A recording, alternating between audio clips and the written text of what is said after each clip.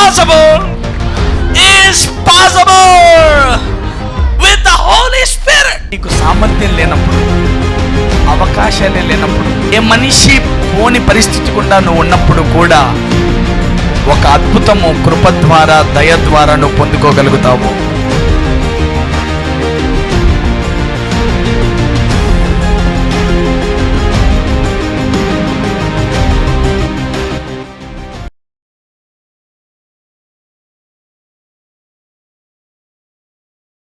Yeah, let's go to the word.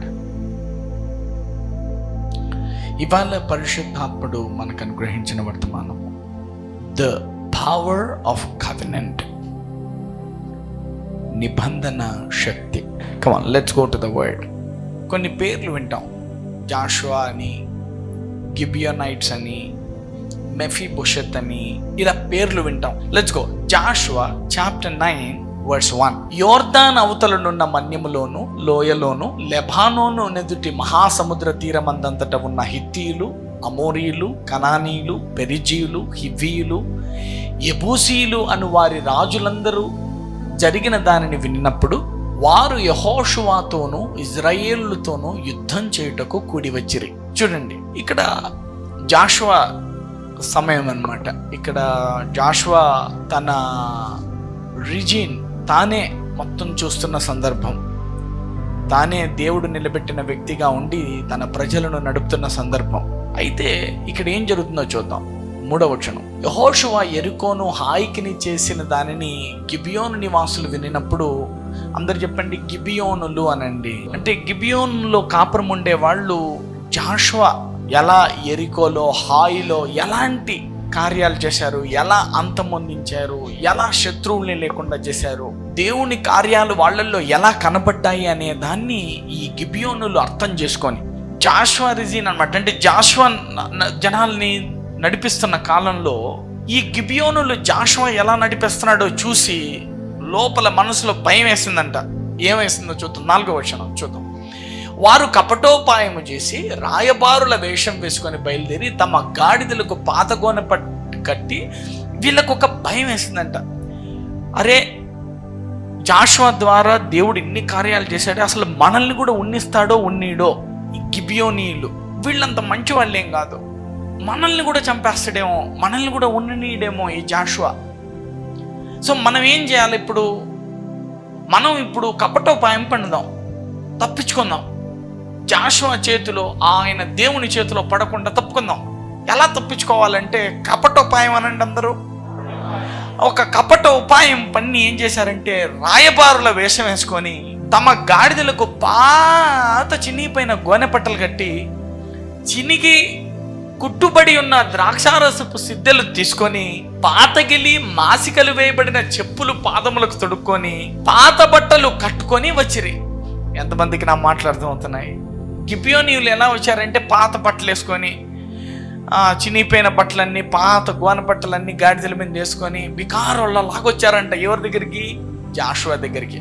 వారు ఆహారముగా తెచ్చుకున్న భక్ష్యములన్నీ ఎండిన ముక్కలుగా ఉండేను. కావాలనే తెచ్చుకునేటప్పుడు ఎండిపోయిన ముక్కలు తెచ్చుకున్నారంట జాషువా దగ్గర కనపడడానికి. చికలు వేయబడిన చెప్పులు పాదములకు తొడుక్కొని పాత బట్టలు కట్టుకొని వచ్చి వారు ఆహారముగా తెచ్చుకున్న భక్ష్యములన్నీ ఎండిన ముక్కలుగా ఉండేను. ఎండిపోయినట్టు తెచ్చుకున్నారంట చూపించడానికి, ఊరికే కావాలని. 6వ వచనం. వారు గిల్గాలునందలి పాలెములో ఉన్న యెహోషువ యుద్ధకు వచ్చి చెప్తున్నారంటే, యెహోషువ యుద్ధకు వచ్చి, దూర దేశం నుండి వచ్చినాము మేము, మాతో ఒక నిబంధన చేయుడని అతనితో ఇశ్రాయేలులతోనూ చెప్పగా. హల్లెలూయా. దూరదేశం నుండి వచ్చినాము, జాషువా గారు మీకోసమే వచ్చినాము, మమ్మల్ని కొంచెం కనికరించండి, మాతో ఒక నిబంధన చేయండి. అందరూ చెప్పండి నిబంధన అనండి. నిబంధన అంటే మాట ఇవ్వడం అన్నమాట. మీలో చాలా మందికి నేను మాట ఇచ్చా, నా ప్రాణం పోయినా నిన్ను విడిచిపెట్టను అని. ఎవరితోనో చెప్పుంటా, నువ్వు నా తమ్ముడివి అని ఉంటా, నాకు తమ్ముళ్ళు లేర్రా, నువ్వే నా తమ్ముడు అని ఉంటా. అదే నిబంధన అంటే. నా భార్యను పక్కకు పిలుచుకొని, బతికినంత కాలం నీతో ఉంటానే, కలిమియందు లేమియందు, కష్టాల్లో బాధల్లో, అది నిబంధన అంటే. నిబంధన అంటే అంతరంగంలో నుండి హృదయపూర్వకంగా దేవుని మీద ఆనబెట్టి చెప్తావే, అది నిబంధన అంటే. ఇప్పుడు వీళ్ళు దేనికి వచ్చారంట? ఒక నిబంధన, ఒక ప్రమాణము, ఒక మాట తీసుకుందామని వీళ్ళు దొంగ వేషంలో వచ్చినారంట. ఎందుకంటే వీళ్ళకేమన్నా హాని జరుగుతాదేమో అనే భయంలో నుంచి దొంగ వేషం వేసుకొని వచ్చి ఒక మాట తీసుకుంటున్నారంట. ఏం మాట చూద్దాం. 7వ వచనం, ఇశ్రాయేలీయుల మీద మా మధ్యను నివసించుచున్న వారేమో మేము మీతో ఎలాగు నిబంధన చేయగలమని ఆ హివ్వీయులతో అనేది. చూడండి, మేమెట్లా నిబంధన చేయాల మీతో అంటున్నారు. 8వ వచనం, వారు మేము నీ దాసులమని యెహోషువతో చెప్పినప్పుడు, యెహోషువ మీరెవరు, ఎక్కడి నుండి వచ్చిద్దరని వారిని అడిగాడు. ఎవరయ్యా నాతో ప్రమాణం చేయమంటున్నావు, మీరెవరు, ఎక్కడి నుంచి వచ్చారని జాషువా అడుగుతున్నాడు. వారు నీ దేవుడైన యెహోవా నామమును బట్టి నీ దాసులమైన మేము బహుదూరం నుండి వచ్చినాము. ఏలయనగా ఆయన కీర్తిని, ఆయన ఐగుప్తులో చేసిన సమస్తమును, యోర్దాను అద్దరునున్న హెష్బోను రాజైన సీహోను, అష్టారోతులో ఉన్న బాషాను రాజైన ఓగు అను అమోరీయుల యొద్దకు రాజులకు ఆయన చేసినదంతయు వింటిమి. అంటే చెప్తున్నారంట, లేదు మీ దేవుడు ఎంత శక్తివంతుడో, మీ దేవుడు ఏమేం కార్యాలు చేశాడో, ఆయా రాజులకు ఎట్లా పగ తీర్చాడో మేమంతా చూసినాం నాయనా. అది చూసి ఈ దేవుడు ఎలాంటి వాడో, ఆయన కింద ఉండే ఈ రాజు ఎలాంటి వాడోనని నిన్ను చూడటానికే ఇంత దూరం వచ్చినామని ఒక అబద్ధం లేకపోతే ఒక మాయ, ఏమంటారంటే కపటోపాయం పన్నారు. చూద్దాం 11. అప్పుడు మా పెద్దలను, మా దేశ నివాసులందరూ మాతో మీరు ప్రయాణం కొరకు ఆహారం చేత పట్టుకొని వారి ఎదుర్కొనబోయి వారితో మేము దాసులము గనుక మాతో నిబంధన చేయుడు చెప్పుడని అనేది. మా పెద్దోళ్ళు చెప్పినారు, ఆయన గొప్పవాడు, నువ్వు పోన్రా, మీరంతా పోయి మాతో ఒక నిబంధన చేయండి, మమ్మల్ని మీలో కలుపుకొని నన్ను అడగండి రా, మీ దాసులం అని చెప్పండి రా వాళ్ళకు. మా పెద్దోళ్ళు చెప్తే మేము వచ్చినాము అని అంటున్నారు. మీ యొద్దకు రావాలని బయలుదేరిన దినమున మేము సిద్ధపరచుకొని మా ఇండ్ల నుండి తెచ్చుకొని మా వేడి పక్షములు ఇవే, ఇప్పటికీ ఇవి ఎండి ముక్కలాయను. మేము వేడి కాల్చుకొని తెచ్చుకున్నాం సార్, ఇప్పుడు కీటికి వచ్చేళ్ళకి అన్ని అన్ని ముక్కలు అయిపోయినాయి, ఎండిపోయినాయి అని చెప్తున్నారు జాషువాతో. 13, ఈ ద్రాక్షారసపు సిద్ధలు మేము నింపినప్పుడు అవి కొత్తవే, ఇప్పటికీ అవి చినిగిపోయాను. బహుదూర ప్రయాణం చేసినందున ఈ మా బట్టలు చెప్పులు పాతగిలిపోయానని అతనితో చెప్పిరి. బట్టలు పాత అయిపోయినాయి, సంచి చినిగిపోయింది, మేమంతా ఇట్లా వచ్చినామయ్యా, మా మీద దయ చూపాలయ్యా మీరేనని జాషువాకి చెప్పుకుంటున్నారు. ఎవరు? గిబియోనీయులు, గిబియోనైట్స్. కమాన్ 14, ఇశ్రాయేలీయులు యెహోవా చేత సెలవు పొందకయే వారి ఆహారములో కొంత పుచ్చుకొనగా యెహోషువ ఆ వచ్చిన వారితో సమాధానపడి వారిని బ్రతకనిచ్చుటకు వారితో ఏం చేశాను? నిబంధన ఏమని చేశాడంట? సరే, మీరు ఇంత నన్ను వెతుక్కుంటా వచ్చినారు, మీరు ఎలాంటి వాళ్ళన్నా ఉనండి, నేను మిమ్మల్ని చంపను, మిమ్మల్ని బతకనిస్తున్నాను, మీరు వెళ్ళిపోండి, అక్కర్లేదు, ఏం కాదు, మీరు బతుకుపోండి, మా దేశంలో మా మధ్య మీరు బతుకోపోండి అని వదిలేసాడు. మరియు సమాజ ప్రధానులు వారితో ప్రమాణం చేసి, అక్కడుండే ప్రధానులు కూడా ప్రమాణం చేసినారు, మిమ్మల్ని మేమేమనం, మా జనాలు మిమ్మల్ని ఏమన్నారు, మీకే ప్రాణహాని మా మధ్య ఉండదు, బతుకోపోండి అని చెప్పారు. ఎలా చేశారు? ప్రమాణపూర్వకంగా చెప్పారంట. అంటే ఎలాగైతే పెళ్లిలో భార్యాభర్తలు ప్రమాణాలు చేసుకుంటారు అట్లా ప్రమాణం పూర్తిగా. 16, అయితే వారితో నిబంధన చేసి 3 దినములైన తర్వాత వారు తమకు పొరుగువారు తమ నడుమను నివసించు వారే అని తెలుసుకొని రంగు బయటపడిందనండి గట్టిగా. ఓయమ్మ వీళ్ళు ఎవరో కాదు, కొత్త వాళ్ళు కాదు, మన పక్కే, మన వాళ్ళే, మన పక్కనున్నోళ్ళే ఇట్లా మారువేషం వేసుకొని వచ్చి వాళ్ళకేం జరగకుండా, వాళ్ళకి హాని కలగకుండా ఎట్లయినా ఒక మాట తీసుకుంటే ఇంకా జాషువా మనల్ని ఏం చేయడు కదా అని ఒక గుంపు కుట్రోపాయంతో పక్కనుండే జనమే ఈ పని చేసినారనమాట. ఇజ్రాయేలు సాగి 3వ నాడు వారి పట్టణములకు వచ్చిరి. వారి పట్టణములు గిబియోను, కెఫీరా, బెయేరోతు, కిర్యత్యారీము అనునవి. 18, సమాజ ప్రధానులు ఇజ్రాయేలు దేవుడైన యెహోవా తోడని వారితో ప్రమాణం చేసి ఉంటారు కనుక ఇజ్రాయేలు వారిని హతము చేయలేదు. వాళ్ళు ఏం చేసినారంట? ప్రమాణం చేసినారు. దొంగ మాటలు చెప్పినా, కల్లిబుల్లి మాటలు చెప్పినా, కపటోపాయం చేసిన ప్రమాణం చేశారు కాబట్టి వాళ్ళని చంపకు, నీ ప్రాణానికి హాని కలిగించమన్నారు. ఆ మాట మీద నిలబడ్డారంట. మేము ఇప్పుడు నీది రంగు బయటపడ్డా నిన్నేమనము అని చెప్పారు. కాగా సమాజమంతయు ప్రధానులకు విరోధముగా మొరపెట్టిరి. అందుకు సమాజ ప్రధానులందరూ సర్వ సమాజముతో ఇట్లనేది, మనము ఇశ్రాయేలుల దేవుడైన యెహోవా తోడని వారితో ప్రమాణము చేసి గనుక మనము వారికి హాని చేయకూడదు. మనం ప్రమాణం చేసినాం దేవుని జీవముతోటని. వాళ్ళు ఎన్ని తప్పులు చేసినా వాని ప్రాణానికి హాని కలిగించకూడదు. చేసిన ప్రమాణం ఏమి? నీ ప్రాణానికి మాది భరోసా. అందుకే వారి ప్రాణాన్ని మీరు తప్పు చేసినా నేను ఏమి అనను. అందుకే వైవాహిక జీవితంలో కూడా అంతే. నీ భార్యతో ప్రమాణం చేశావు, నీ భర్తతో ప్రమాణం చేశావు, తప్పులే ఉండని, లోపాలే ఉండని, పాపాలే ఉండని, వ్యభిచారమే ఉండని, దొంగతనమే ఉండని, వాళ్ళు తిరుగుబోతులే అవని, అహంకారులే అవని, భయంకరులే అవని, మాట పడని వారవని, మూతొంకర, చెయ్యొంకర, కాలొంకర, అన్ని వంకరలు ఉండని, అవలక్షణాలు వచ్చేయని, రంగు పోని, రంగు వెలిసిపోని, కానీ నీ ప్రమాణాన్ని మాత్రం మార్చొద్దు. You made a covenant. ఈరోజు దాని శక్తి ఎంతో తెలుసుకున్న తర్వాత మీరు అసలు మార్చలేరు ఇంకా. అందుకే ప్రమాణం చేసే ముందే ఉండాలి వాళ్ళ దగ్గర. ఒక్కసారి చేశాక దాన్ని ఇంకా మీరకూడదు. ఇశ్రాయేలు సమాజం అంతా మొత్తుకుంటున్న సమాజ ప్రధానులందరూ సర్వ సమాజముతో ఇట్లనేది, మనము ఇశ్రాయేలీయుల దేవుడైన యెహోవా జీవము తోడని ప్రమాణము చేసి గనుక మనం వారికి హాని చేయకూడదు. మనం వారితో చేసిన ప్రమాణము వలన మన మీదికి కోపము రాకపోవునట్లు ఆ ప్రమాణమును బట్టి వారిని బ్రతకనివ్వవలెను.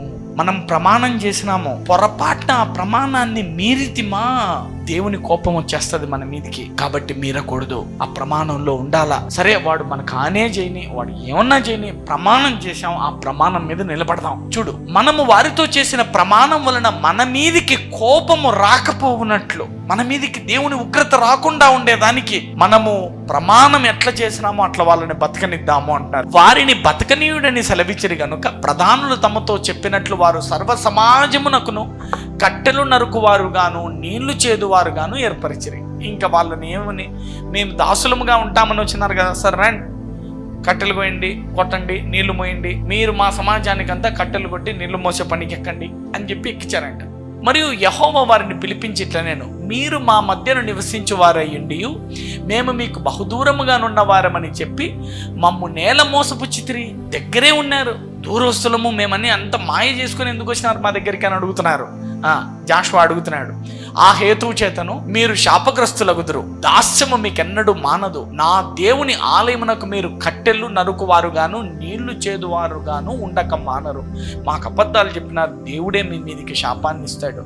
మీ బతుకంతా కట్టెలు కొట్టండి, నీళ్లు పోయండి, అంతే అని చెప్తున్నాడు. 24. అందుకు వారు యెహోషువను చూచి, నీ దేవుడైన యెహోవా ఈ సమస్త దేశమును మీకిచ్చి, చూడు వాళ్ళు చెప్తున్న మాట. అందుకు వారు ఏమన్నా, ఇలా మీకు శాపం వస్తుంది, నీళ్లు కట్టెలు కొట్టుకుంటా ఉండండి అంటే వాళ్ళు ఏం ఆన్సర్ ఇస్తున్నారు? మీ దేవుడైన యెహోవా ఈ సమస్త దేశాన్ని మీకిచ్చి మీ ఎదుట నిలవకుండా ఈ దేశ నివాసులందరినీ నశింపజేయునట్లు తన సేవకుడైన మోషేకు ఆజ్ఞాపించనని నీ దాసులకు రూఢిగా తెలుపబడెను గనుక మేము మా ప్రాణముల విషయములో నీ వలన మిక్కిలి భయపడి ఇలాగు చేశాం. మీ దేవుడు మీకు విరోధులందరినీ లేకుండా చేస్తామని మీతో ప్రమాణం చేశాడు కదా, మమ్మల్ని ఏదైనా లేకుండా చేస్తాడేమోనని భయంతో మేము నీ దగ్గరకు వచ్చి ఈ దొంగాటలన్నీ ఆడి నీతో మాట తీసుకున్నాం సారు అంటున్నారు. 25. కాబట్టి మేము నీ వశముననున్నాము, మాకేమి చేయుట నీ దృష్టికి న్యాయమో,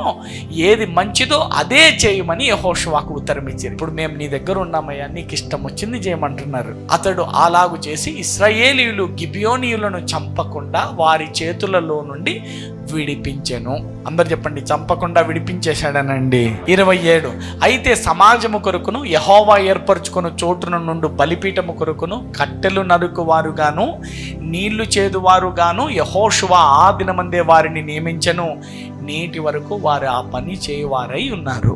ఏమర్థమైందంటే, ఒక దొంగగా వచ్చి ఒక మాట తీసుకున్న, మాట ఇచ్చినందున ఆ మాట మీద నిలబడ్డారంట. కొంతమంది దొంగ పెళ్ళిళ్ళు చేసుకుంటారు, మోసం పుచ్చి మాకింత వస్తుంది, మాకంత వస్తుంది అని ఇట్లా చెప్పింటారు అనమాట. రకరకాలుగా చెప్తారు. చెప్పి పాపం ఆడపిల్లకు మాయ చేసి మోసం చేసి చేసుకొని ఉంటారు. అట్లా చేసుకున్నందుకు దేవుని కోపము తప్పక రగులుకుంటుంది. కానీ ఆ మాట ఇచ్చినందుకు నువ్వు ఆ వ్యక్తిని విడిచిపెట్టాల్సిన అవసరం లేదు. నువ్వు ఆ మాట మీద ఉండు. జాషువా చేసింది అదే. కొంతమంది మాయ చేసి ఆడపిల్లని చేసుకుంటారు, లేదా కొంతమంది ఆడపిల్లలే మాయ చేసి మగపిల్లని చేసుకుంటారు. ఏం బాధపడద్దు, నేను మోసపోయానండి, నాకు తెలిసింటే ముందే చేసుకోకుండా ఉంటా అండి, ఏం కాదు. ఇక్కడ గిబియోనులు కూడా జాషువాని అట్లే చేసినారు. కానీ జాషువా ఏమన్నాడు, అదంతా నీతో ప్రమాణం చేశాను, నేను నిన్ను టచ్ చేయను పో. నేను నిన్ను కట్టుకున్నానా, అయిపోయాను, నా మొగుడు పో. నేను నీకు లోపడతా, లొంగుతా, నువ్వు చెప్పింది చేస్తా, నువ్వు ఏమంటే చేస్తా. నిన్ను నా పార్ట్నర్గా చేర్చుకుంటాను అన్నానా, ప్రమాణం చేశానా, పో. నువ్వు దొంగోడైనా చేర్చుకుంటా పో. ఎందుకు చెప్పనా, 12 మంది శిష్యుల్ని యూదా ఇస్కరియోతును నువ్వు నా శిష్యుడు అన్నాడు రా, నేను మనుషులు పట్టు జాలరుగా చేస్తానని 12 మందిని కొండ మీద నుంచి దిగొచ్చి ఎన్నుకుంటాడు. ఎన్నుకున్నాక రోజు సంచిలో డబ్బులు కొట్టేస్తున్నా, పదండి బయటికి అన్నాడు. ఎంతమందికి నా మాట్లాడుతూ అవుతున్నాయి, పా రే దొంగడా, రే రా బయటికి రా, నిన్ను దొరికినావు రా, నిన్నెంత 10,000 తీసినావు కదరా అన్నాడా. ఆయన మరణం దాకా శిష్యుడుగానే ఉన్నాడు. మార్చడు. మీకు అర్థం కావట్లే. మిమ్మల్ని మీరు ఏదైనా ప్రార్థన చేస్తే మీకు ఆన్సర్లు వస్తూ ఉంటాయి, మీరు దొంగ పని చేసి ఆన్సర్లు వస్తున్నాయి. ఎందుకో తెలుసా, ఆయన మాటిచ్చాడుగా నేను విడిచిపెట్టినని. తల్లి మరచినా నేను నిన్ను మరవనన్నాడుగా. నువ్వు ఎంత దొంగడు, నేను ఎంత దొంగ, నిన్ను అంటే అయ్యో పాపం ఎప్పుడు అయ్యగారు మాకే చెప్తాను, నేనే అనుకుంటాలే మీకు సంతోషపడింది, నేను అంత దొంగలేనా నన్ను విడిచిపెట్టాడుగా ఆయన. హల్లెలూయా, హల్లెలూయా. ఆయన నాకు ప్రమాణం చేశాడు కదమ్మా. కొంతమంది ఉంటారు గయ్యాలి పెన్నారు, వాళ్ళని పోరు భరించలేం, బాధ తట్టుకోలేము, దీన్ని ఊరికే కట్టుకున్నాం, దీన్ని వదిలేస్తే పోద్ది కదా అనుకుంటారు. వదిలే, మాకు విడాకులు. ఆ మాట ఎత్తొద్దు. ఆ మాట నీ స్వరాన్ని కూడా వినపడియద్దు. Avoid that. ఆ మాట మీద నిలబడి చూడు, దేవుడు తన కార్యాలను ఎలా చేస్తాడు. అందరు చెప్పండి, నా తండ్రి కార్యములు బహు గంభీరములు, అవెంతో రమ్యములనండి. హల్లెలూయా. చూద్దాం ఇప్పుడు ఈ జాషువా రిజిమ్ వెళ్ళిపోతుంది. అంటే జాషువా వెళ్ళిపోతాడు, ఆ తర్వాత న్యాయాధిపతులు వస్తారు. జాషువా తర్వాత న్యాయాధిపతులు వచ్చి వాళ్ళు కొంతకాలం పాలించి, ఆ తర్వాత సమూయేలు వస్తాడు. సమూయేలు తర్వాత దావీదు వస్తాడు. ఎంతమందికి తెలిసిందంతా. ఈ జాషువా తర్వాత సుమారుగా 400 ఏళ్ల తర్వాత ఇంక ఇప్పుడు చెప్పబోయే స్టోరీ. అందరు చెప్పండి, ఇప్పుడు 400 ఏళ్ల స్టోరీ అనండి. ఇది ఆల్మోస్ట్ 400 years తర్వాత దావీదు రెజిన్ లో, అంటే దావీదు పాలించేటప్పుడు ఏం జరిగిందో చూద్దాం. Come on, let's see. 2 Samuel chapter 21 verse 1. దావీదు కాలమున 3 సంవత్సరములు విడవకుండా కరువు కలగగా దావీదు యెహోవాతో మనవి చేశాను. అందరు చెప్పండి, దావీదు ఏలుబడి కాలము అనండి. దావీదు రూల్ చేస్తా ఉంటే, దావీదు ఎవరు, ఏకంగా దేవుని హృదయానుసారుడు ఇంకా పాలిస్తా ఉంటే అంతా బాగా సుభిక్షంగా ఉండాలి కదా. దావీదు పాలన అంటే ఎట్లుండాలి, అద్భుతంగా ఉండాలి. సడన్ గా కరువు వస్తుందంట దావీదు పాలనలో కూడా. ఏందబ్బా నా పాలనలో కరువు వస్తుందని దిక్కు తెలియక దేవుని దగ్గరికి వెళ్ళి మొరపెట్టుకుంటాడంట. ఏం పొరపాటు చేశానయ్యా, నా పాలనలో కూడా కరువు ఏందయ్యా, నేనే తప్పు చేశానని మొరపెట్టుకుంటున్నాడంట. మన వాళ్ళు అసలు అట్లా మొరపెట్టరు. ఏదన్నా వచ్చాననుకో, వాళ్ళేడు సార్ నా మీద, వీళ్ళేడు సార్ నా మీద, వాళ్ళ దగ్గర వీళ్ళ దగ్గర, అసలు మంది ఏమన్నా ఉందా అని ఒక మాట ఎవరన్నా అడగండి. అట్లా ఏమన్నా పొరపాటు అయిందా, ఏమన్నా చెప్పయ్యా, నాకు ఏదన్నా పొరపాటు సరి చేసుకోవాలా, నేను all perfect, I'm perfect, I'm only perfect, I am the perfect. అట్లా ఉండకూడదు. ఏమన్నా పొరపాటు చేసినా చూడద్దు. దావీదు ఎట్లా విడవకుండా కరువు కలగగా దావీదు ఏం చేస్తున్నాడంటే దేవుని దగ్గర ఏమైనా ఈ కరువు కారణం ఏమని మనం చేసుకుంటున్నాడంట. అందుకు యెహోవా ఇలాగ సెలవిచ్చాను, సౌలు గిబియోనులు ఎవరు చెప్పునా, జాషువా మాట ఇచ్చినాడే గిబియోనులు. ఆ గిబియోనులు ఇక చూడేమంటాడు, సౌలు గిబియోనీయులను హతము చేసెను గనుక అతనిని బట్టి నరహంతులకు అతని ఇంటి వారిని బట్టి శిక్షగా ఈ కరువు కలిగెను. వింటున్నారా?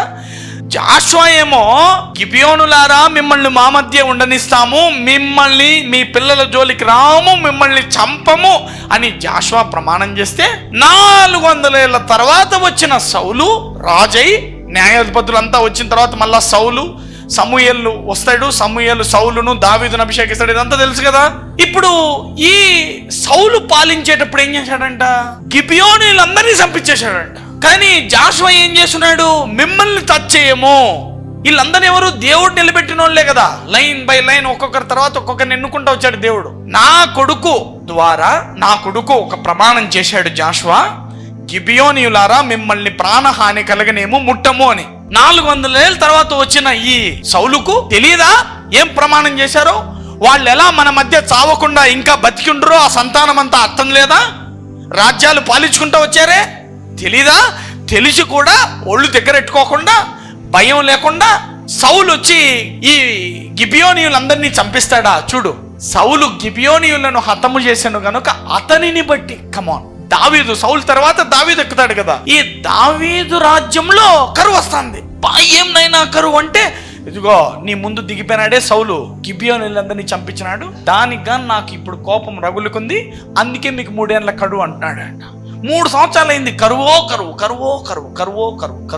చూద్దాం, 2వ వచనం. గిబియోనీయులు ఇశ్రాయేలుల సంబంధులు కారు, వారు అమోరీయులలో శేషించిన వారు. గిబియోనీయులు అంటే ఇశ్రాయేలీయులు కాదు, వాళ్ళు దేవుని ప్రజలు కారు, అమ్మోనీయుల్లో శేషించిన జనమంట. ఇశ్రాయేలులు మిమ్మల్ని చంపమని ప్రమాణపూర్వకముగా వారితో చెప్పి ఉండిరి గాని సౌలు ఇశ్రాయేలీయులు యూదాల వారి యందు ఆసక్తి గలవాడై వారిని హతము చేయ చూచుచుండెను.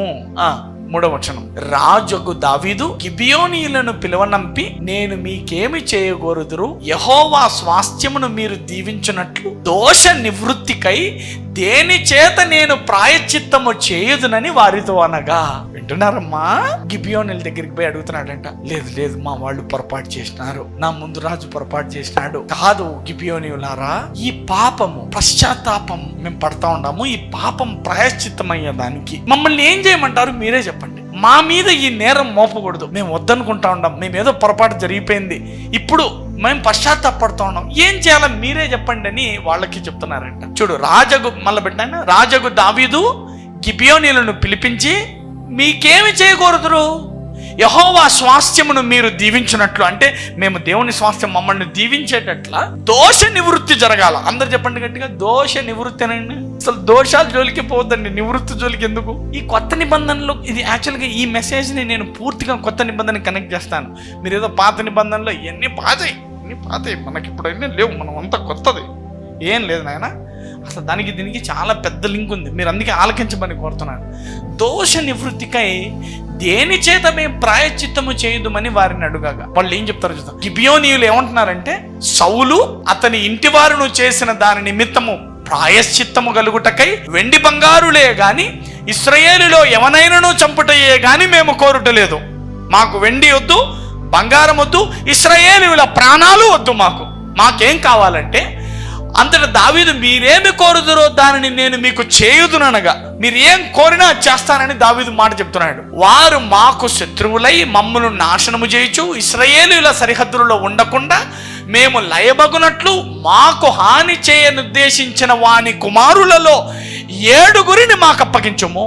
అంటే సౌలు కొడుకుల్లో 7 మంది, అంటే కొడుకులు మనవన్లు అన్నమాట, డిసెండెంట్స్, కొడుకులు కొంతమంది, వారికి పుట్టిన కుమారులు కొంతమంది, వారి సంతానంలో 7 మందిని మాకు ఇచ్చేయండి, మా ఇష్టం వచ్చింది చేసుకుంటా ఉంటున్నారు వాళ్ళు. చూద్దాం 6వ వచనం. యెహోవా ఏర్పరచుకొనిన సౌలు గిబియా పట్టణంలో యెహోవా సన్నిధిని మేము వారిని ఉరితీసేదమని రాజుతో మనవి చేయగా, రాజు, నేను వారిని అప్పగించదని నేను. సరే చూడండి, అందరు చెప్పండి, నిబంధన మీరడం అనేది ఎంత పెద్దదో చూడండి. మనమేమో దారిని పోయి దాని అంటే ఊరికే మాటలు ఇచ్చేది వేరు, హృదయాంతరంగంలో నుండి యేసు నామముని చెప్తున్నాను, నేను నా ప్రాణం పోయినా నిన్ను విడిచిపెట్టండిరా అని నీ ఫ్రెండ్తో ఎప్పుడన్నా చెప్పావా? ఇంక వదలద్దు, బెటర్ టు కీప్ హిమ్. వాడు ఎన్ని తప్పులన్నా చేయని, నా ప్రాణం ఉన్నంత వరకు నేను నిన్ను విడిచిపెట్టాను. If you said anything like that, no, విడిచిపెట్టద్దు. 7 మంది సౌలు సంతానాన్ని మాకు ఇచ్చేయండి, మేము ఉరి తీసేస్తా ఉంటారు. నేను షార్ట్ స్టోరీగా చెప్తే నిజంగానే మీరు ఈ ముందుకెళ్ళి కింద వచనాలన్నీ చదివితే 7 మందిని, సౌలు కుమారులను వారి మనవన్లను 7 మందిని ఉరి తీసి చంపుతారు. యెహోవా ఏర్పరచుకొనిన సౌలు గిబియోను పట్టణంలో యెహోవా సన్నిధిని మేము వారిని ఉరి చేసేదమని రాజుతో మనవి చేయగా, రాజు, నేను వారిని అప్పగించదనను. ఏమన్నారు వాళ్ళు? మాకు సౌలు కుమారులు 7 మంది కావాలంటే ఓకే, ఇచ్చేస్తానన్నాడు. 7వ వచనం. తానును సౌలు కుమారుడగు యోనాతానును యెహోవా నామమును బట్టి ప్రమాణము చేసి ఉన్న హేతువు చేత రాజు సౌలు కుమారులకు యోనాతానుకు పుట్టిన మెఫీబోషెతును అప్పగింపక. ఇది అందరు చెప్పండి, 7 మందిని ఇస్తానన్నాడనండి. ఎలా చేశాడు? ప్రమాణం చేశాడంట. కానీ ఒక్క మెఫీబోషెతుని ఇవ్వలేదంట. మెఫీబోషెత్ ఎవరు? సౌలు యొక్క మనవుడు, యోనాతాను కొడుకు. సౌలు కుమారుడు జోనాథన్ కొడుకే ఈ మెఫీబోషెత్. ఆలకించండి. సౌలు కుమారుడగు యోనాతానును యెహోవా నామమును బట్టి ప్రమాణము చేసి ఉన్న హేతువును చేత రాజు సౌలు కుమారుడగు యోనాతానుకు పుట్టిన మెఫీబోషెతును అప్పగించలేదు. దావీదు ఏం చేశాడంటే తెలుసా? యోనాతానుతో ఒక ప్రమాణం చేసి ఉన్నాడంట ముందే. అందరు చెప్పండి, ఇది పెద్ద లింక్ అనండి. యోనాతానుకు అంటే, యోనాతాన్ అంటే ఎవరు? సౌలు కొడుకు దావీదుకు యోనాతాను బెస్ట్ ఫ్రెండ్స్. అంటే ఎట్లాంటోడంటే నాయనకే విరుద్ధంగా పోయి దావీదుకి హెల్ప్ చేసినాడు అనమాట. సొంతం సౌలుకే దావీదును చంపడానికి ఏదన్నా పగబట్టి ప్లాన్ వేస్తా ఉంటే ఆ ప్లాన్ లీక్ చేస్తాడనమాట దావీదుకు ఈ యోనాతాన్. అంత బెస్ట్ ఫ్రెండ్ అనమాట. ఈ బెస్ట్ ఫ్రెండ్కు ఒక మాట ఇచ్చుంటాడంట. ఎవరు? దావీదు చూద్దాం ఏమి ఇచ్చాడు. 2 శామ్యూయల్ 4:4. ఇతని గురించి చూడాలా, అసలు ఈ జోనాథన్ కొడుకు ఈ మెఫీబోషెత్ ఉన్నాడు కదా, ఈ మెఫీబోషెత్ ఎట్లంటే కుంటోడు అనమాట. పాపం 2 కాళ్ళు లేవు. నాయన చనిపోతాడు, ఎవరు జోనాథన్ చనిపోతాడు, తాత చనిపోతాడు, అందరు చనిపోయి ఎవరో కొత్త రాజులు వస్తారు రెజ్యూమ్కి. అందరు కొత్త రాజులు వచ్చి పాలిస్తూ ఉంటారు. పాత రాజులు ఈ వీళ్ళ నాయనగారి మీద తాతగారి మీద కోపం పెట్టుకుంటారుగా, వాడు పాలించి ఈడు వస్తే విన్నప్పుడు మెఫీబోషెత్ భయపడి దాక్కుంటూ ఉండేవాడంట. చూడు ఇక్కడ, సౌలు కుమారుడకు యోనాతానునకు కుంటివాడకు కుమారుడు ఒకడుండెను. యెజ్రెయేలు నుండి సౌలును గురించి యోనాతాను గురించి వర్తమానము వచ్చినప్పుడు వాడు 5 ఏళ్ల వాడు. వానిని ఎత్తుకొని పరుగున పారిపోగా వాడు పడి కుంటివాడాయను. వాని పేరు మెఫీబోషెత్. ఒక పనేమ పరిగెత్త ఎత్తుకొని పోతాంటే పడితే కింద పడితే 2 కాళ్ళు విరిగినాయి, కుంటోడైపోయినాడంటే జీవితం అంతా. మెఫీబోషెత్ వినండి, ఏం ప్రమాణం చేశాడో ఈ దావీదు జోనాతానికి, తన స్నేహితునికి, సౌలు కొడుకుతో ఏం ప్రమాణం చేశాడో చూద్దాం. 1 శామ్యూయల్ 18:3. దావీదు తనకు ప్రాణ స్నేహితుడని భావించుకొని అతనిని ప్రేమించుచు యోనాతానును అతనితో నిబంధన చేసుకునేను. హల్లెలూయా! అందరు చెప్పండి గట్టిగా, నిబంధన అండి, గట్టిగా చెప్పండి, నిబంధన. ఈరోజు వాక్యం ఏమి? నిబంధన శక్తి. ఈ దావీదు యోనాతానుకు మధ్య కూడా ఒక నిబంధన వచ్చిందంట. భార్యాభర్తల మధ్య ఒక నిబంధన వచ్చినట్లు వీళ్ళిద్దరి మధ్య కూడా ఒక మాట ఇచ్చుకున్నారంట. ఏం మాట ఇచ్చుకున్నారు? 1 శామ్యూయల్ 20:12. అప్పుడు యోనాతాను, ఇశ్రాయేలీయులకు దేవుడైన యెహోవా సాక్షి, రేపైనను ఎల్లుండి అయినను ఈ వేళప్పుడు నా తండ్రిని శోధింతును. అప్పుడు దావీదునకు క్షేమమవునని నేను తెలుసుకొని ఎడల నేను వర్తమానము నీకు పంపకపోవుదునా? యోనాతాను చెప్తున్నాడు, దావీదు మా నాయన సౌలు నీ మీద పగబెట్టుకొని తరుముతున్నాడు, నాకేదన్నా సమాచారం తెలిస్తే మా నాన్న నీకు హాని చేయబోతున్నాడని నేను చెప్పనా? చెప్పు, నీకు నువ్వు నా ప్రాణ స్నేహితుని కదా దావీదు అని చెప్తున్నాడు. 13వ వచనం, అయితే నా తండ్రి నీకు కేడు చేయను ఉద్దేశించి చున్నాడని నేను తెలుసుకుని ఎడల దాన్ని నీకు తెలియజేసి నీవు క్షేమముగా వెళ్ళినట్లు నిన్ను వేయని ఎడల యెహోవా నాకు గొప్ప అపాయము కలుగజేయును గాక. నీకు గన మా నాయన చేసే హాని గురించి చెప్పి నిన్ను తప్పించకపోతే నాకు దేవుడు హాని చేసేది గాక అంటున్నాడు. యెహోవా నా తండ్రికి తోడుగా ఉండినట్లు నీకు తోడుగా ఉండుగాక. ఏం ప్రమాణం ముందర ఉంటుంది. అయితే చూడే మాట అంటున్నాడు, ఇక్కడ నుంచి ప్రమాణం స్టార్ట్. ఏమంటున్నాడు?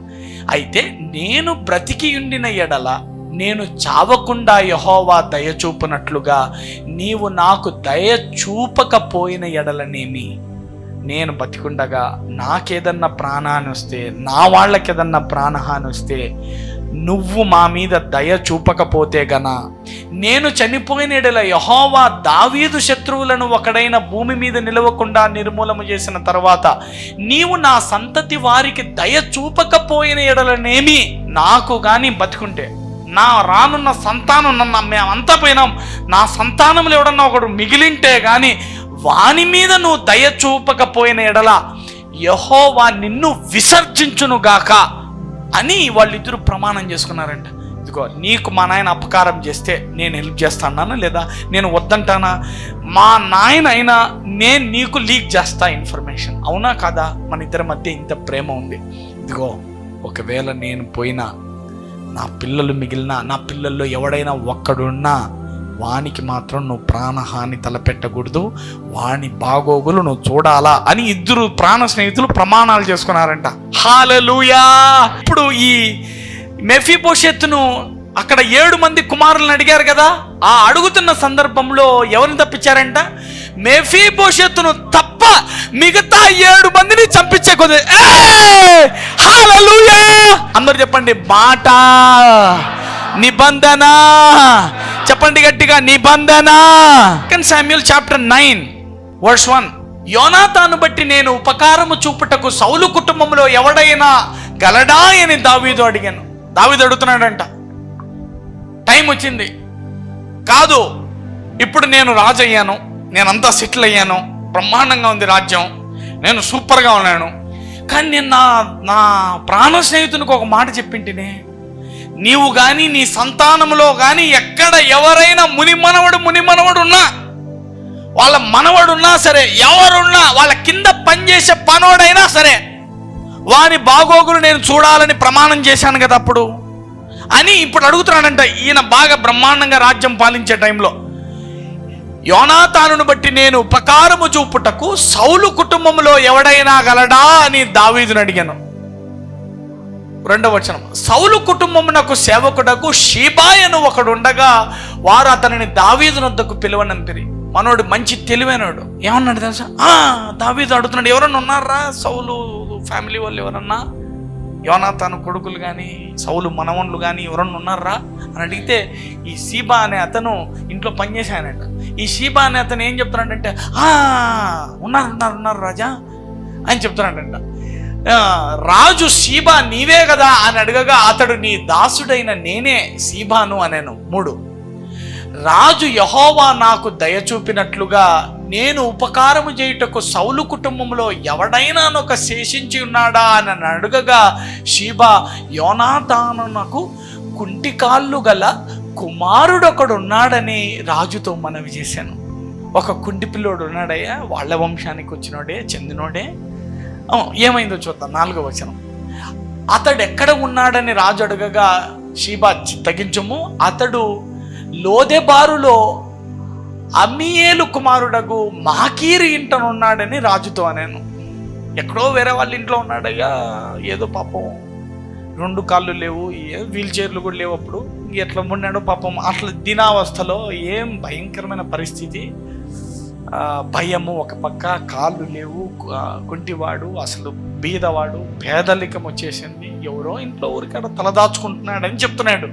5వ వచనం, అప్పుడు రాజైన దావీదు మనుషులను పంపి లోదెబారులోనున్న అమ్మీయేలు కుమారుడకు మాకీరు ఇంట నుండి అతన్ని రప్పించి సౌలు కుమారుడైన యోనాతానుకు పుట్టిన మెఫీబోషెతు దావీదునొద్దకు వచ్చి సాగిలపడి నమస్కారం చేయగా దావీదు, మెఫీబోషెతు అని అతన్ని పిలిచినప్పుడు అతడు, చిత్తము, నీ దాసుడునై నేనున్నాను. వెంటనే వస్తానే పిలుచుకొచ్చినాడంటే, పాపం కాళ్ళు లేని ఆయన వస్తానే చూస్తాను, మెఫీబోషెతు అన్నాడంట. అంటానే, నీ దాసుని సార్ అంటున్నాడంటే. ఎవరు, ఏం బతుకు? సౌలు రాజు మనవడు, యోనాతాను ప్రాణ స్నేహితుని కొడుకు. చూద్దాం ఏమైందో. 7వ వచనం, అందుకు దావీదు ఏమన్నాడు చూడండి, ప్రమాణం చెప్పండి గట్టిగా, ప్రమాణం అనండి. నువ్వు భయపడద్దు, నీ తండ్రి అయిన యోనాతాను నిమిత్తము నిజముగా నేను నీకు ఉపకారము చూపి నీ పితరుడైన సౌలు భూమి అంతయు నీకు మరలా ఇప్పింతును. ఏమన్నాడు చూడు దావీదు, ఇదిగో నా ప్రాణ స్నేహితుని కొడుకు, సౌలు భూములన్నీ ఇప్పిస్తా, రాజ భూములన్నీ. ఆ రాజుకి ఎంత భూమి ఉండేనో నువ్వు కుంటాను అనుకుంటున్నావు, అన్నీ ఐ విల్ బ్రింగ్ బ్యాక్. హల్లెలూయా. చూడు, నిజముగా నేను నీకు ఉపకారము చూపి నీ పితరుడైన సౌలు భూమి అంతయు. అసలు ఒక రాజుకి ఎంత భూమి ఉండవి? సౌలు భూమి అంటే ఎకరానా, 10 ఎకరాల, 200 ఎకరాల, 1000 ఎకరాల, కోట్ల ఎకరాలు ఇప్పించుంటాడేమో నాకు తెలిసి. ఎందుకంటే ఆ కాలంలో అంతా వాళ్ళదేగా, చూసిందంతా మాదే అంటారు వాళ్ళు. భూమి అంతయు నీకు మరలా ఇప్పించును, మరియు నీకు సదాకాలము. హల్లెలూయా. అందరు చెప్పండి, మళ్ళా ప్రమాణం చేస్తున్నాడనండి, నీవు సదాకాలము నా బల్ల యొద్దనే భోజనము చేయదు అని సెలవీయగా. హల్లెలూయా. ఎవరు నువ్వెవరు, నీ బతుకేంటి? రా, నేను తినే రాజ బల్ల మీద నువ్వు భోజనం చేయాలా. మనోళ్ళు ప్రమాణాలు చేసి అట్లా వదిలేసిపోతా ఉంటారు. బట్ ద కింగ్ డేవిడ్ 2 కుంటివాళ్ళు, 2 కాళ్ళు లేవు, పేదోడైపోయాడు, గబ్బు వాసన కొడతా ఉంటాడు, ఎక్కడో ఉన్నాడు. మాట ఇస్తే పిలిపించుకొని మరీ అతన్ని సాదుకుంటున్నాడంట. అతను పోగొట్టుకుందంతా తిరిగిస్తున్నాడంట, ఏ స్వార్థాన్ని చూసుకోకుండా. అసలు దావీదుకు పనే ఉంది ఇతన్ని పిలిపించే పని. ఎవడన్నా ఉన్నాడరా సౌలు కుటుంబంలో అని అడిగితే పనోడు చెప్తున్నాడా, ఉన్నాడే, ఒకడున్నాడు అక్కడ పలానా ఊర్లో ఉన్నాడు. లేదురా, నేను ఆ రోజు నా ప్రాణ స్నేహితునికి ప్రమాణం చేసినాను, నా మాట నిలబెట్టుకోవాలా. ఎందుకంటే నాకు బాగా తెలుసు, నేను నిలబెట్టుకోకుంటే మాటలు తప్పిస్తే అదిగో ఆ గిబియోనీలకు మన అన్న జాషువా మాటిచ్చా వచ్చి ఈ దరిద్రుడు సౌలు చంపేస్తే నా కాలం అంతా ఈ కరువు చిక్కించుకుంది. దానికి బదులుగా 7 మంది కొడుకులను బలించుకోవాల్సి వచ్చింది. ఈ మధ్యలో జరుగుతున్న ఈ సందర్భం అన్నమాట. చూడండి, భోజనం చేయదుమని సెలవేయగా అతడు, ఎవరు, ఆ 2 కాళ్ళు లేని మెఫీబోషెత్ అంటాడు, చచ్చిన కుక్క వంటి వాడనైన నా ఎడల నీవు దయచూపుటకు నీ దాసుడగు నేను ఎంతటి వాడను.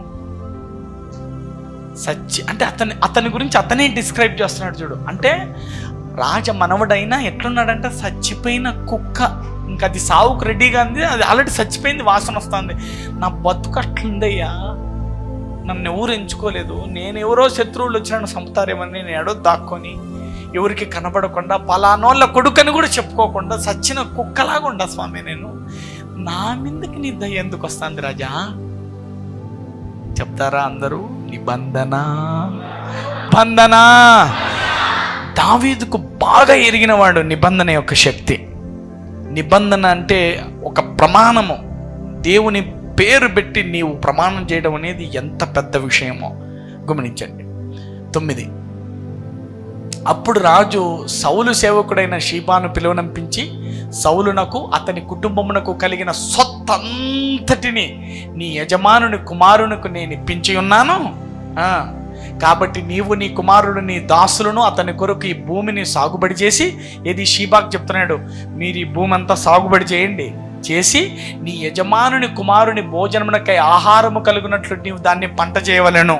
రే షీబా, భూమి అంతా తీసుకోండి, పంట దున్నండి, పంట వేయండి, ఆ పంట తీసుకొచ్చి మెఫీబోషెత్తుకి ఇవ్వండి.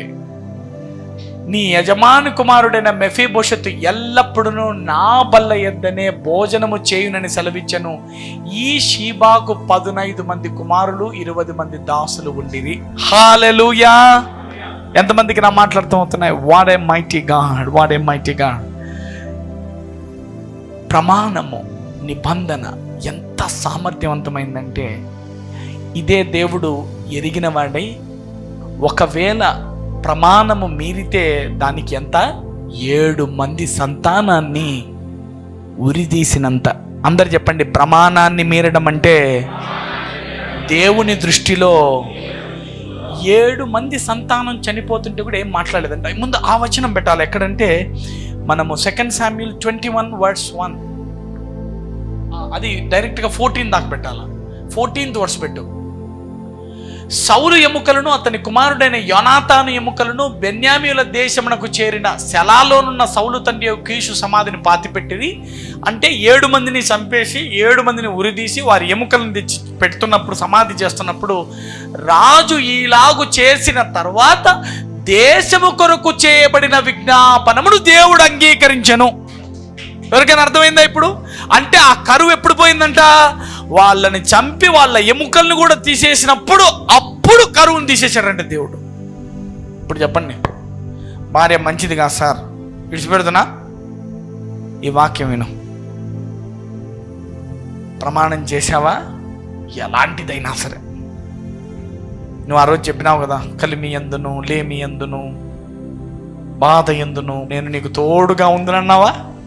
మరి ఇప్పుడు చెప్పు, ఏమే నువ్వు ఎట్లా నుండే నేను కట్టుకున్నా, భరిస్తపోయే నిన్ను. ఏం చేస్తాడు తెలుసా ఆయన? నిజం, నువ్వు ఎంత బలహీనతలో ఉన్నా నీ కోసం వస్తాడు ఆయన. దీన్ని న్యూ టెస్ట్మెంట్లోని కనెక్ట్ చేయండి. ఇప్పుడు చూడండి, జెనసిస్ చాప్టర్ 17:1. అందరు చెప్పండి, కవెనెంట్ అంటే, అందరు చెప్పండి, నిబంధన. ప్రమాణం అంటే అది ఒక చిన్న మాట కాదు, మార్పు లేని, మార్చజాలని, ఎవ్వరూ మార్చలేని ఒక ప్రమాణం అన్నమాట అది. హల్లెలూయా! చూడు, అబ్రహాముకి దేవుడు చేసిన ప్రమాణం చూడండి, నిబంధన చూడండి. అబ్రహాము 99 ఏళ్ళ వాడైనప్పుడు యెహోవా అతనికి ప్రత్యక్షమై, సర్వశక్తి గల దేవుడను నా సన్నిధిలో నడుచుచు నిందారహితుడవై ఉండుము, నీకును నాకును మధ్య నా నిబంధన నియమించి నిన్ను అత్యధికముగా అభివృద్ధి పొందించదనని అతనితో చెప్పండి. దావీదుతో ఏం చేశాడంటే ఆయన? అందరు చెప్పండి, అది మానవ నిబంధన. మానవ నిబంధన, మానవ నిబంధన మీరితేనే దేవుని ఉగ్రత చల్లారడానికి 7 మంది సంతానాలని ఉరిదీయాల్సి వచ్చింది. ఇప్పుడు ఈ దేవుడే వచ్చి మానవుడితో ఒక నిబంధన, అది అబ్రహాముతో ఒక నిబంధన. ఏమంటున్నాడంట? అత్యధికముగా నిన్ను అభివృద్ధి పొందిస్తా. అబ్రహాము సాగిలపడి ఉండగా దేవుడు అతనితో మాట్లాడి, ఇదిగో నేను నియమించిన నా నిబంధన నీతో చేసి ఉన్నాను. నీవు చూడు, నిబంధన అంటే ప్రమాణం పెట్టుకో. అబ్రహాం ఇక్కడ, అబ్రహాం ఇదో అబ్రహామా ఏమంటాడు చూడు, నీవు అనేక జనములకు తండ్రి అగుదువు. 4, ఇక మీదట నీ పేరు అబ్రహాం అనబడదు, నిన్ను అనేక జనములకు తండ్రిగా నియమించితిని గనుక నీ పేరు అబ్రహాము అనబడును. నీకు అత్యధికముగా సంతానాభివృద్ధి కలగజేసి నీలో నుండి జనములు వచ్చునట్లు నియమించుదును, రాజులను నీలో నుండి వత్తురు. నేను నీకును నీ తర్వాత నీ సంతానమునకును దేవుడనై ఉండునట్లు నాకును నీకును నీ తర్వాత వారి తరములలో నీ సంతతికి మధ్య నా నిబంధనను నిత్య నిబంధనగా స్థిరపరిచెదను అని ప్రమాణం చేశాడంట. నీకును నీ తర్వాత నీ సంతతికి నీవు పరదేశి అయి ఉన్న దేశమును అనగా కానానును దేశమంతటిని నిత్య స్వాస్థ్యముగా ఇచ్చి వారికి దేవుడనై ఉందునని అతనితో ప్రమాణం చేశాడంట. మళ్ళా 12:1, యెహోవా నీవు లేచి నీ దేశంలో నుండి నీ బంధువుల యొద్ద నుండి నీ తండ్రి ఇంటి నుండి బయలుదేరి నేను నీకు చూపించు దేశానికి వెళ్ళుము. అబ్బా, అందరు చెప్పండి, దేవుని నిబంధనండి. ఎవరితో చేస్తున్నాడమ్మా? ఏం చెప్తున్నాడు? నిన్ను గొప్ప జనముగా చేసి నిన్ను ఆశీర్వదించి నీ నామమును గొప్ప చేయుదును, నీవు ఆశీర్వాదముగా ఉందువు, నిన్ను ఆశీర్వదించు వాని ఆశీర్వదించెదను, నిన్ను దూషించు వాని శపించెదను, భూమి యొక్క సమస్త వంశములు నీ యందు ఆశీర్వదించబడునని అబ్రహాముతో అనగా. హల్లెలూయా! అందరు చెప్పండి, అబ్రహాము మీద దేవుని నిబంధన, దేవుని నిబంధన. 3:13 ఆత్మను గూర్చిన వాగ్దానము విశ్వాసము వలన మనకు లభించునట్లు అబ్రహాము పొందిన ఆశీర్వచనము యేసుక్రీస్తు ద్వారా అన్యజనులైన మనకు కలుగుటకై క్రీస్తు మన కోసము శాపమై మనలను ధర్మశాస్త్రం యొక్క శాపము నుండి విమోచించెను. హల్లెలూయా! అబ్రహాముతో ప్రమాణం చేశాడంట, నీకు నీ సంతానాన్ని నేను దీవిస్తానని. ఇప్పుడు ఏమన్నాడంటే, ఈ శిలువ ఎందుకు వచ్చిందంటే మనల్నందరినీ అబ్రహాము సంతానంగా చేసి అబ్రహాముతో చేసిన నిత్య నిబంధన ఏదైతే దేవుడు నిన్ను నిశ్చయముగా ఆశీర్వదించి విస్తరింపజేసి నిన్ను దూషించువాని శపించి నిన్ను ఆశీర్వదించువాన్ని ఆశీర్వదించి భూలోకమంతా నీ వల్ల ఫలభరితం అవ్వాలని నేను ఏదైతే అబ్రహామును దీవించినానో ఆ దీవెన తన సంతానమైన మీ అందరిలో నుండి రావాలని ఇదిగో అబ్రహాము పొందిన ఆశీర్వచనము క్రీస్తు ద్వారా అన్యజనులకు కలుగుటకై క్రీస్తు శిలువలో మన కోసము శాపమై మనల్ని ఆ శాపము నుండి విమోచించాడంట. హల్లెలూయా! చెప్పండి గట్టిగా ఇప్పుడు, అబ్రహాము ఆశీర్వాదములన్నీ నావే. అబ్రహాము మీద నిబంధన చేసిన వాడు, మాట ఇచ్చిన వాడు, నమ్మదగిన వాడు, మనుషులు మాటిచ్చి మీరితే 7 మంది కుమారుల సంతానాన్ని ఒప్పుకున్నవాడు దేవుడే ఇదంతా ఎరిగి మాటిస్తున్నాడట. రేయ్, నిశ్చయముగా ఆశీర్వదించబడి తీరాల్సిందే. ఎవరైనా పాడైపోగలరా? ఇక్కడ నాశనం అవ్వగలరా? పాదరసం మీద పోస్తే కూడా మనల్ని ఏం చేయలేనంతగా. Even though you eat which is poison, it cannot hurt you. It cannot hurt you. You are in the covenant. నిబంధన నిబంధన కవెనెంట్ కవెనెంట్ అంటే ఏం covenant? This is such a powerful covenant. God the creator, God himself made a covenant with Abraham and his descendants. We are the descendants of Abraham. We are the seeds of Abraham. విశ్వాస సంబంధులందరూ, అందరూ చెప్పండి, విశ్వాస సంబంధులందరూ అబ్రహాము సంతానమే. గలతీ 3:29. మీరు క్రీస్తు సంబంధులైతే ఆ పక్షమందు అబ్రహాము యొక్క సంతానమై ఉండి వాగ్దాన ప్రకారము వారసులై ఉన్నారు. ఎంతమంది అబ్రహాము సంతానం అంటున్నారు? ఇప్పుడు అక్కడ కండిషన్ ఉంది, మీరు క్రీస్తు సంబంధులైతే. ఎంతమంది క్రీస్తు సంబంధులు ఉన్నారు? చెప్పండి. క్రీస్తు సంబంధి అయిన నేను నేను అబ్రహాము సంతానమే, మా తాత అయిన అబ్రహాముతో నా దేవుడైన యేసయ్య ఒక నిత్య నిబంధన చేసెను. నిబంధన ఏమిటంటే జెనసిస్ 12:1. నిబంధన ఏమిటంటే చదవండి, 2వ వచనం పెట్టిన ఆయన. చెప్పండి గట్టిగా. నా దేవుడైన యేసయ్య మా తాత అయిన అబ్రహాముతో చేసిన నిబంధన ఏమిటంటే, అబ్రహామా ఎవరితో? మన తాతతో చెప్పినాడు, గొప్ప జనముగా చేస్తా, నిన్ను ఆశీర్వదిస్తా, నిన్ను గొప్ప జనముగా చేస్తా, నిన్ను ఆశీర్వదిస్తా, నీ నామమును గొప్ప చేస్తా, నువ్వు ఆశీర్వాదముగా ఉంటావు. అంటే నువ్వే అనేకులకి ఇల్లు కట్టిస్తావు, నువ్వే భూములు కొంటావు, పొలాలు కొంటావు, కార్లు గిఫ్ట్ ఇస్తావు, విమానాలు గిఫ్ట్ ఇస్తావు, నువ్వు ఆశీర్వాదంగా ఉంటావు. నిన్ను ఆశీర్వదించేవాడిని ఆశీర్వదిస్తా. అందుకే ఎవరినెవరు చెప్పించుకోవాలి, మీరు అబ్రహాం సంతానం, వాడు బహు మంచి అన్నద్దు, వాడికి శాపం తగులుతుంది. చూడు, నిన్ను దూషించేవాడిని నేను శపిస్తా. భూమి యొక్క సమస్త వంశములు నీ యందు ఆశీర్వదించబడునని అబ్రహాముతో అనగా, హల్లెలూయా. యెహోవా అతనితో చెప్పిన ప్రకారము అబ్రహాము వెళ్ళెను. హల్లెలూయా. అందరు చెప్పండి, ఎంతమంది అబ్రహాం సంతానం ఉన్నారు ఇక్కడ? నీతో కూడా ప్రమాణం చేశాడమ్మా, నిశ్చయముగా నువ్వు ఆశీర్వదించబడాల్సిందే, భూలోకమునకు ఆశీర్వాదంగా మారాల్సిందే. ఈ భూమి మీద నిన్ను బాధించేది ఏది అది శపించబడకుండా బతికుండలేదు. ఎంతమందికి నా మాట్లాడుతూ అవుతున్నాయి? What a mighty God.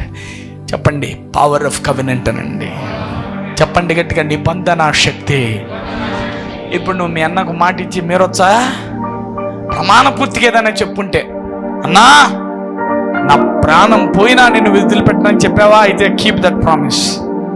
400 ఏళ్ళ కూడా గుర్తుపెట్టుకుంటాడు ఆయన. మళ్ళీ వస్తాడుగో, నీ డబ్బులు నిశ్చయంగా నేను తిరిగి చేస్తాను అని ప్రమాణం చేశావా? నేను చచ్చిపోతే అయిపోతుందిలే అనుకుంటే కుదరదంట. 400 ఏళ్ళ తర్వాత కూడా వచ్చి ఆ రోజు ప్రమాణం చేసినాడు, నువ్వు ఈరోజు తప్పు చేసినావని పిల్లలని వెంటాడుతాడు. This God. ఎందుకంటే ఆయన మాట ఇస్తే తప్పనివాడు, మాట ఇస్తే మాటను నిలబెట్టుకునేవాడు, మాట ఇస్తే మాటను నెరవేర్చేవాడు. అందరు చెప్పండి, నిబంధన. గట్టిగా నిబంధన. మరొకసారి చెప్పండి, నిబంధన. ఈ దేవుడు ఎలాంటి అంటే, మనిషి చేసే నిబంధనకే అంత విలువిస్తే తన నిబంధనకి ఎంత విలువ ఇచ్చాడంటే, అబ్రహాము సంతానముగా చేయడానికే తన సొంత కొడుకు అనగా దేవుడే భూమి మీదకి రావడానికి కూడా వెనకాడలేదంట, మాటను నెరవేర్చుకోవడానికి. హల్లెలూయా. అందరు చెప్పండి, మాట నెరవేర్పుకై దైవమే దయనీయ స్థితికి దిగడానికి కూడా వెనుకాడలేదు. దాని వెనుక కారణం ఏమంటే, నీతో చేసిన నిబంధన. హల్లెలూయా. అబ్రహామా, నీ వల్ల భూలోకం ఆశీర్వదించబడుతుందన్నానే, భూలోకమంతా పాపులైపోయిరే. మరి ఏం చేయాలా? అబ్రహాముతో చేసిన నిబంధన నెరవేరాలంటే, ధర్మశాస్త్ర శాపాన్ని తీయాలంటే, నేనే మానవుడిగా భూమి మీదకి రావాలని దైవమైన సృష్టికర్త మాట నిబంధన నెరవేర్చడానికి మనిషిగా భూమి మీద పుట్టి నిన్ను అబ్రహాము సంతానముగా చేసి మాట నిలబెట్టుకున్నాడు. భూలోకమంతా ఆశీర్వాదంగా అబ్రహాము సంతానంగా చేశాడంట. What a mighty God! What a mighty God! Come on! Hallelujah! చెప్పండి గట్టిగా, హల్లెలూయా, హల్లెలూయా. నువ్వు ప్రమాణం చేసింది కుంటిదైనా, గుడ్డిదైనా, నటిదైనా, బాగా అహంకారి అయినా ఏం కాదు, తీసుకో లోపలికి. దావీదు మహిమేం తగ్గలా. గుర్తుపెట్టుకోండి, ప్రమాణం చేశావు, గొడవ పడద్దు, కొట్లాట పడద్దు. గొడవ విభజిస్తుంది తప్ప కలపదెవరిని. గుర్తించండి, గొడవలు, కొట్లాటలు, it separates, it never combines. నేనేంటో బుద్ధి రావాలా, వాళ్ళకి తెలిసి రావాలా, నేను ఎలాంటి వాడినో తెలియాలా, రుజువుపరచాలి నేను వాళ్ళకి. I have to prove me. No, don't prove to anybody. ఎందుకంటే ఎక్కడ కోపము, ఎక్కడ గొడవ ఉంటుందో అక్కడ సపరేషన్ ఉంటుంది. అందరు చెప్పండి, గొడవకు బుద్ధి వచ్చేలా మాట్లాడతాను, వాళ్ళకు తెలియజేస్తాను, తెలుసుకునేలా నా ప్రవర్తన చేసి చూపిస్తాను. జరగదు అట్లా. గొడవకు ఒకే శక్తి ఉంటుంది. ఏం శక్తి అంటే సపరేషన్ అనే శక్తి. గొడవ విడగొడుతుంది తప్ప గొడవకు కలిపే శక్తి లేదు. దానికి అంత సామర్థ్యం ఎక్కడుంది? నువ్వు ఏ గొడవకైనా దిగు. భార్య నచ్చలేదా, మగారింటికి పోయి మారిపోయినావు నువ్వు. గొడవ పడితే ఏమొస్తుంది? సపరేషన్. గొడవ పడినప్పుడల్లా సపరేషనే. గొడవ పడినప్పుడల్లా మీ ఇద్దరి మధ్య దూరం పెరుగుతానే ఉంది. గుడ్డిదో నటిదో ఏదన్నా అవని ప్రేమగా ఉండు. నీ బాధ్యత నువ్వు చేయి, నీ పని నువ్వు చేయి, ఓర్పుగా ఉండు, కనికరంతోనే ఉండు. ఆయన అంటాడు కదా, నీ ఏంది ప్రభా సచ్చిన కుక్కను నువ్వు నన్ను ఎత్తుక్కుంటే నీ కృప ఎట్లా వచ్చా అంటాడు కదా మెఫీబోషెతు. ఆయన సచ్చిన కుక్కతో పోల్చాడు. ఇదేంటి, ఆ కుక్కలు విసర్జించిన దానికంటే ఘోరంగా ఉంది మానవ జాతి. దానికోసమే వచ్చా కదా ఆయన. నీ భార్య గుడ్డిది నడ్డిది అయితే నువ్వు భరించవు. అందుకే అంటాడు, తండ్రి అనగా యేసయ్య సంగమునకు శిరస్సై ఉన్నలాగున నీవును నీ భార్యకు శిరస్సై ఉన్నావు. నేను ఎలాగైతే నా ప్రాణముని ఎవరిని తీయలేదో, ఓ భర్త, గుడ్డిది నడ్డిది పనికిమాలిది తిరుగుబోతుదైనా ఆ భార్యకు నీ ప్రాణం ఇవ్వడానికి కూడా వెనకాడద్దు. ఎందుకంటే నేను సంఘానికి ఎలా ఉన్నానో నువ్వు నీ భార్యకు అలాగున్నావు అన్నాడు. అంతే. ఏదైనా ఇది దేనికైనా అంతే. నీ స్నేహితునికైనా అంతే. వాడు గుడ్డోడో నడ్డోడో వాడు నీకే పగబట్టాడా, నీ మీదే మాట్లాడుతున్నాడా, కానీ నువ్వు మాట ఇచ్చావా? టచ్ చేయొద్దు వాడిని, వాని పిల్లల్ని ఎప్పటికీ టచ్ చేయొద్దు. నీ కిందే గోతులు తవ్వుతున్నా, నిన్నే బాకులేసి పొడుతున్నా టచ్ చేయొద్దు. You are my best friend, I will not touch you. నువ్వు మా అన్న, నువ్వు మా అక్క, నువ్వు మా చెల్లె, నువ్వు మా తమ్ముడు, నువ్వు మా నాయన, మా పిన్నమ్మ, మా చిన్నమ్మ, మా అత్త, మా అక్క. నేను టచ్ చేయను. పో. Don't touch them, don't touch them. Touch చేయొద్దండి. ఎందుకంటే వాళ్ళు నీ రక్త సంబంధం. లేక నువ్వు ప్రమాణం చేసిన నీ నిబంధన వారు. ముట్టుకోవద్దు. ఈ దేవుడు నిన్ను ఆశీర్వదిస్తాడు, గొప్ప చేస్తాడు, హెచ్చిస్తాడు. ఈ దేవుడు నీ ప్రమాణములను, నీ నోటి మాటలను జ్ఞాపకం చేసుకుంటున్నాడు. జాషువా చేసిన 400 ఏళ్ల తర్వాత కూడా దాని ఫలాన్ని గుర్తు చేసుకుంటున్నాడు. అయ్యా బాబు, ఎంతమంది దేవుడు మాట్లాడాడు ఇవాళ. పరలోకమందున్న తండ్రి, ఎవరెవరైతే ఇవాళ ఈ వర్తమానాన్ని ఆలకించారో వారందరినీ దీవించమని, ఆశీర్వదించమని వేడుకుంటున్నాము నాయన. తండ్రి, వారెవరెవరితో నిబంధనలు చేసిరో, తమ భర్త, తమ భార్య, తమ పిల్లలు, తమ స్నేహితులు, తమ అన్నదమ్ములకు ఏ నిబంధనలు అయితే చేసిరో మేము నీతో ఉంటామని, నిన్ను విడిచిపెట్టమని తండ్రి, అన్ని మంచి నిబంధనల్లో వారు నిలిచి ఉండే కృపనివ్వండి. ఏదైనా పాప నిబంధనలు చేసి ఉంటే దాని నుంచి విడిపించమని, నీ రక్తంతో ఆ నిబంధనలో నుంచి బయటకు వచ్చే శక్తిని వీరికి అనుగ్రహించమని వేడుకొనుచున్నాము తండ్రి. ఏదైనా అక్రమ సంబంధానికి మాట ఇచ్చి ఉంటే వారిని అందులో నుంచి బయటికి తీసుకొని రండి తండ్రి. కాపాడండి నాయన. ఆ నిబంధన తాలూకు శాపములను నీవు భరించావు, కొట్టివేశావు నాయన తండ్రి. మమ్మల్ని నిత్య నిబంధనైన నూతన నిబంధనకు, కృప నిబంధనకు మమ్మల్ని కలిపినందుకు నీ కృతజ్ఞతలు. ఎవరికైనా అక్రమ నిబంధనలు చేసి ఉంటే దాన్ని వారిని ఇప్పుడే కొట్టివేయండి తండ్రి. వారు చేసిన అన్ని మంచి నిబంధనలు నిలబెట్టుకోవడానికి కృపనివ్వండి తండ్రి. యేసయ్య, మమ్మలను అబ్రహాము సంతానముగా చేయుటకు నీవు నిత్య నిబంధన చేసి అబ్రహాముకు మాట ఇచ్చిన మాట, ఆ మాటలన్నీ మాలో నెరవేర్చమని, ముగించమని తండ్రి, నీ నిబంధనను జ్ఞాపకం చేసుకుంటూ మీకు కృతజ్ఞతాస్తుతులు చెల్లిస్తూ, ఎవరెవరైతే అబ్రహాము నిబంధన కింద ఉన్నామని నమ్ముతున్నారో వారందరినీ అబ్రహాము వలె ఆశీర్వదింపజేయమని యేసు నామమున వేడుకొని పొంది ఉన్నాము తండ్రి. ఆమెను. గట్టిగా ఆమెను చెప్పండి అమ్మా.